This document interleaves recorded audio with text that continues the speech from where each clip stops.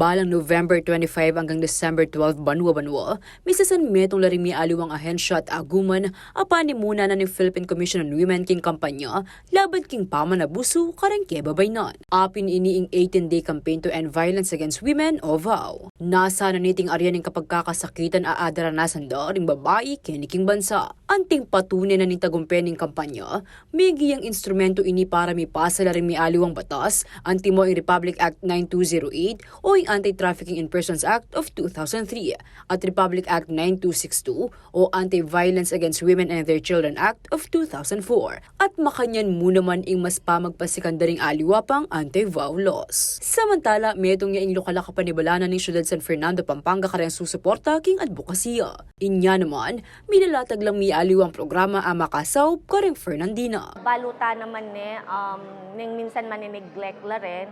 So ita mo dati man office hours siya mo itang office ta mo ngayon 24/7 tane. Kasi ning kay malalyari tang violenting malalyari kareng women's during nighttime or ganingaldo tang makanta So anya pinaisip ta mo malagad mo kasi tang daytime na malalyari nya inisip ta mo mag 24/7 king opisina tamo baka nita mipapaldan lang agad din ng kakapalyarian. Basiking 2022 National Demographic and Health Survey at yung 18% na ring ever married women king masa ding may karanas violence king karelang partner. Mas mababay ay kumpara kin 29% inyong 2008 at 24% inyong 2017. 3% na naman ding babaeng mabuktot edad 15 to 49 ding may ka-experience physical violence. King kabuuan 6% kareng babae ring daranas physical violence, 2% sexual at 15% emotional. 42% karen ring kikim-kim kareng karelang daralanon, 24% ding mixture kareng aliwa o ning aliminyad sawub, at 34% ring magdesisyong tuknangan ing violence. Metong niya kareng Mexican lubing survivor ay Mary Ann Biliwang, a focal person na munaman ng Health and Social Services na ng city government. Minsan kasi you try to hide na you think it's love, makanyan. Didinan mong rason rasyonale, pota mapaliya bunto, pota ya kung may kisalanan.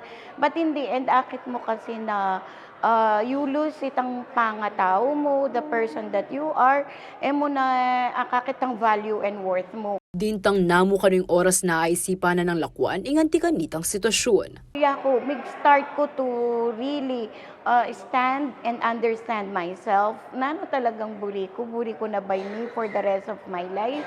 Or manakit ko ba na one day, may bukla lading mata ko, na mas masantig ko pang isnawa, ala kong bugbog keng katawang ko, kumimisip, makanyan. So, slowly, I tried na munang dili, itang kawanyan niya itang tao. Kasi talagang nung violent hanggang gawa mo nga ningegana-gana, may balik pa rin itang makanita. Inya bang makasawp kareng kalupa na karanasan, miglo niyang libro apami sa linong nuka rin, may dadaki laking Women and Child Protection Center ni syudad ding karelang panakitan. Pebalo na naman ng city government kareng Fernandina ang makaantabe la karela oras mangailangan lang sawp.